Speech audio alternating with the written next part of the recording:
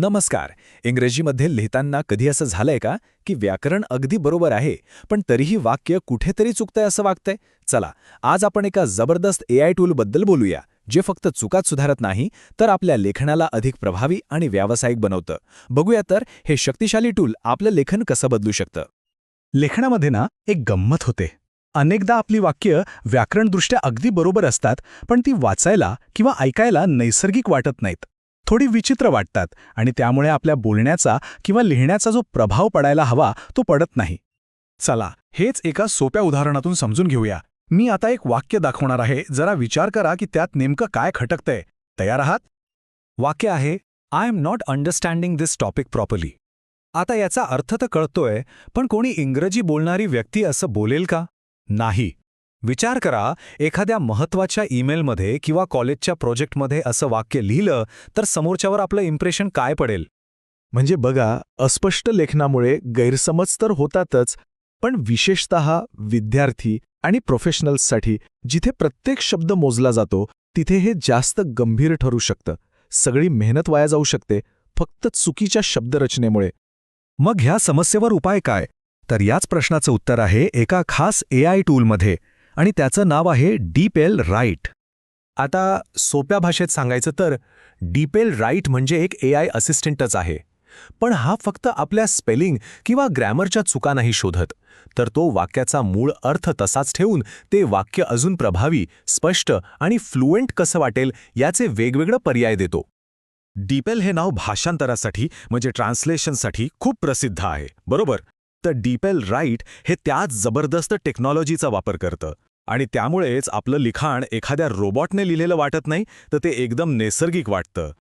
चला तर मग, नुसत्या गप्पा नकोत, आपण प्रत्यक्ष बघूया की हे टूल एका विचित्र वाटणाऱ्या वाक्याला किती छान आणि प्रोफेशनल बनवतं. घेऊया आपला तेच पहिलं वाक्य. हे आहे आपलं मूळ वाक्य, आठवतंय ना? I am not understanding this topic properly. आता बघूया AI याची काय जादू करतं. आणि हे वापरणं इतकं सोपं आहे ना, फक्त 3 स्टेप्स. आपलं वाक्य किंवा पॅरेग्राफ तिथे पेस्ट करायचा. मग AI काही पर्याय सुचवेल आणि त्यातून आपल्याला जो सगळ्यात योग्य वाटतो तो निवडायचा. बस, इतकं सोपं. आणि हा बघा परिणाम. I am having trouble understanding this topic clearly. किती फरक आहे बघा. हे वाक्य जास्त स्पष्ट, व्यावसायिक आणि अगदी नैसर्गिक वाटतंय. अर्थ तोच राहिला, पण आपलं सादरीकरण म्हणजे प्रेझेंटेशन कितीतरी पटीने सुधारलं. चला, आता जरा अजून खोलात शिरूया. या टूलची काही खास वैशिष्ट्ये बघू आणि ते वापरण्याच्या काही उत्तम पद्धती समजून घेऊया, जेणेकरून त्याचा पुरेपूर फायदा घेता येईल. यामध्ये खूप भारी फीचर्स आहेत. म्हणजे आपल्या लेखनाचा टोन बदलता येतो, फॉर्मल ठेवायचा की कॅज्युअल, ते दोन्हीसाठी वेगवेगळे सजेशन्स देतं. नवीन शब्द सुचवून आपली व्होकॅब्युलरी वाढवायला मदत करतं, आणि हे सगळं एका एकदम क्लीन, डिस्ट्रॅक्शन फ्री एडिटरमध्ये. जे लोक नवीन आहेत ना, त्यांच्यासाठी एक मस्त टिप आहे.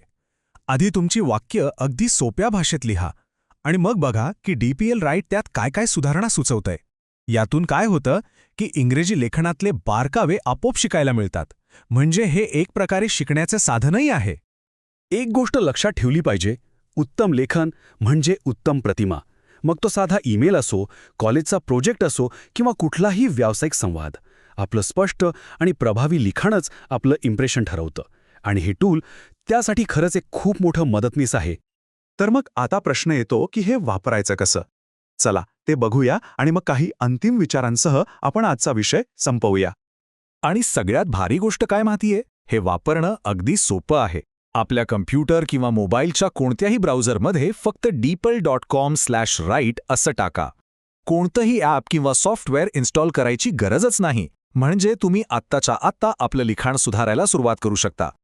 आणि जाता जाता एक विचार. जगात अशा कित्येक तरी शक्तिशाली कल्पना असतील ज्या फक्त योग्य शब्दांची, योग्य मांडणीची वाट पाहतायत. विचार करा, चांगल्या सादरीकरणामुळे आणि स्पष्टीकरणामुळे ह्या कल्पना लोकांपर्यंत किती प्रभावीपणे पोहोचू शकतील, नाही का?